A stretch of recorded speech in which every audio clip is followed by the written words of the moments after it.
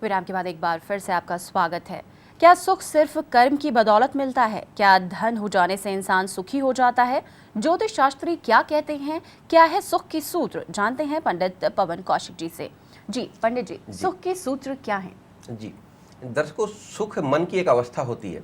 अगर आपके पास पर्याप्त धन है लेकिन मन में शांति नहीं है तो आपकी मानसिक अस्थिरता आपके दुखों का कारण निश्चित रूप से बन जाती है। कहते हैं कि दानम दुर्गति नाशनम। अगर आपको सुख चाहिए तो निश्चित रूप से आपको अपनी कमाई में से, अपनी आय में से थोड़ा बहुत दान करते रहना चाहिए।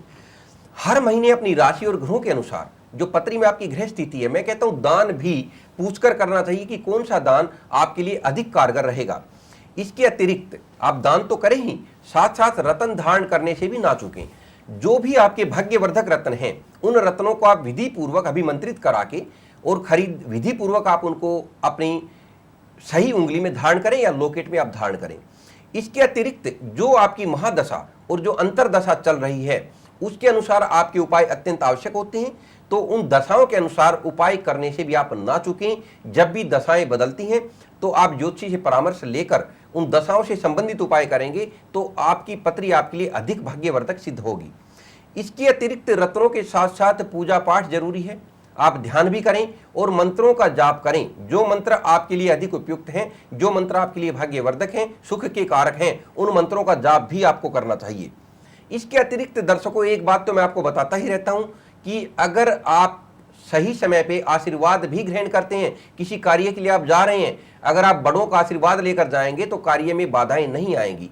इसलिए गुरुओं का, श्रेष्ठ जनों का और अपने माता पिता का आशीर्वाद तो आपको समय समय पर लेते रहना ही चाहिए।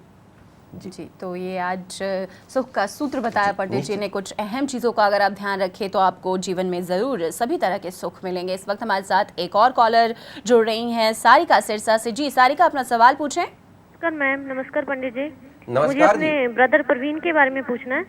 आप टाइम, डेट ऑफ बर्थ बताइए। हाँ जी, उसका 12 जनवरी 1985, टाइम 10:55 रात के 10:55। हाँ जी। जन्म कहाँ हुआ जी? हाँ जी, फिरोजपुर पंजाब में।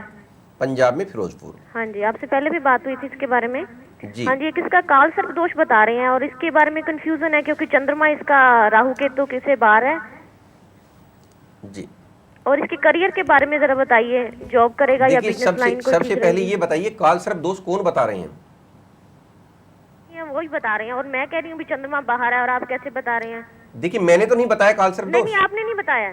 हाँ, तो इसको काल सर्प दोष बिल्कुल भी नहीं है। आप काल सर्प दोष वाली, काल सर्प दोष इसको है ही नहीं। हाँ। इस शंका से तो ये शंका बिल्कुल निर्मूल है कि इसको काल सर्प दोष है।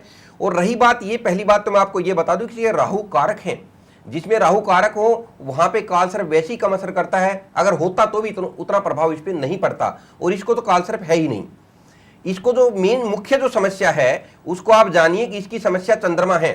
चंद्रमा इसके हस्त नक्षत्र में, इसके लगन में ही आकर बैठ गए हैं। तो आप इसको कहें कि भगवान शंकर को दूध, गंगाजल, कोई भी एक फल और नारियल अवश्य चढ़ाए। एक इसको आप पन्ना और अमेरिकन डायमंड तुरंत पहना दें तो काफी बढ़िया इसकी पत्री में रहेगा। इसके अतिरिक्त संपूर्ण उपाय अगर आपको करने, अपनी शंका आपको बिल्कुल निर्मूल करनी है, आप बाद में फोन करके आप आके मिल सकती हैं। जी, तो आपकी समस्या का ज़रूर यहाँ पर निवारण हुआ होगा। काल सर्प योग, जिस तरीके से पंडित जी इन कॉलर की एक समस्या थी, किसी ने बता दिया। बहुत बारी ऐसा होता है कि कोई पंडित बता देता है कि आपकी कुंडली में काल सर्प योग है और कोई नहीं कहता। इससे काफ़ी असर पड़ता है उस। बिल्कुल जी। देखिए, ज्योतिष में सीधी सी बात है, 2 और 2 4 ही होते हैं। जिसको मैथ का ज्ञान है, आप 10 से अलग अलग पूछेंगे तो 2 और 2 4 ही बताएंगे। जिसने भी ज्योतिष शास्त्र पढ़ा है, इसको समझा है, इसको जाना है, वो कोई भी ऐसा ज्योतिषी नहीं होगा जो इस पत्री में काल सर्प दोष बता दे। काल सर्प दोष अपने आप में एक दोष होता है।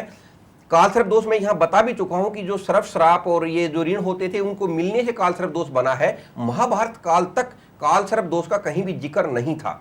तो ये सर्प श्राप के नाम से विख्यात था। पितृदोष बढ़ने के बाद काल सर्प दोष बनता है। लेकिन अगर राहु के भ्रमण पथ से राहु और केतु एक साथ अगर ग्रहों को प्रभावित ना करें, कुप्रभावित ना करें, तो काल सर्प दोष बनता ही नहीं है। कोई एक भी ग्रह बच जाए तो काल सर्प दोष वहां पे भंग हो जाता है, वो नहीं बनता है। तो मैं ज्योतिषियों से भी ये बात कहता हूं, करबद्ध निवेदन करता हूं कि अगर पत्री में काल सर्प दोष नहीं है तो काल सर्प दोष ना बताएं। और आप ये भली भांति जान लें कि राहु और केतु जब एक साथ उनके भ्रमण पथ में ग्रह आते हैं, जब केतु की परिधि में कोई भी ग्रह ना उसकी दृष्टि में हो और राहु ग्रह को जो है वहां पे कुप्रभावित कर रहा हो, उसी अवस्था में काल सर्प दोष बनता है। यानी कि राहु के भ्रमण पथ में सारे ग्रह होने चाहिए, राहु केतु के बीच में होने चाहिए। अगर एक भी ग्रह इनसे बाहर आ गया या इनके भ्रमण पथ में, राहु के भ्रमण पथ में नहीं आया, तो वहां पे काल सर्प दोष का निर्माण बिल्कुल भी नहीं होता है। जी बिल्कुल। इस वक्त हमारे साथ एक और कॉलर नीलम जुड़ रही हैं दिल्ली से। जी नीलम, अपना सवाल पूछें। जी नमस्कार। हाँ जी, मैं दिल्ली से बोल रही हूँ, मैंने अपने बेटे के लिए पूछना है। जी नीलम जी बोलिए। हाँ जी, उसकी डेट ऑफ बर्थ है 2 अक्टूबर 1984। हाँ जी, 2 अक्टूबर 84। हाँ जी हाँ जी। टाइम रात के 9:20। रात के 9:20। जन्म और बताएं जी, कहाँ का है? दिल्ली। जी, क्या जानना चाह रही हैं जी आप? इनका बिजनेस नहीं सही चल रहा और मतलब घर नहीं है अपना, और मैरिज के लिए, और स्टोन कौन सा पहने? देखिए, स्टोन तो इनको सबसे पहले तो आप ओपल फायर पहना दें, डबल फायर वाला एक बढ़िया सा ओपल इनको पहना दें, कम से कम 7 रत्ती का चांदी में बनवा के, और लेफ्ट हैंड की सबसे छोटी उंगली में पहना दें। इसके अलावा एक पन्ना इनको पहना दें, सूर्य को जल देने को कहें, क्योंकि इनके शनि और शुक्र दोनों ही जो है वो षष्ठस्थ हो गए हैं स्वाति और विशाखा नक्षत्र में। यद्यपि शनि इसके उच्च के हैं, बुध भी उच्च के हैं, दोनों अच्छे ग्रह हैं इनके लिए, राहु और केतु भी इस पत्री में उच्च के हैं, लेकिन शनि और शुक्र अपना प्रभाव यहाँ पे नहीं दे पा रहे। उस प्रभाव को प्राप्त करने के लिए आप ऐसा करें, बच्चे के पेट में विकार आने की भी पूरी संभावना इस पत्री में है और बच्चा एलर्जिक भी हो सकता है। जी, तो ये कुछ उपाय हैं, आप जरूर करें नीलम, आपके बच्चे को फायदा होगा। ज्योतिष, वास्तु और आप में आप बने रहिए हमारे साथ, क्योंकि विराम के पार पंडित पवन कौशिक बताएंगे वास्तु के अचूक उपाय।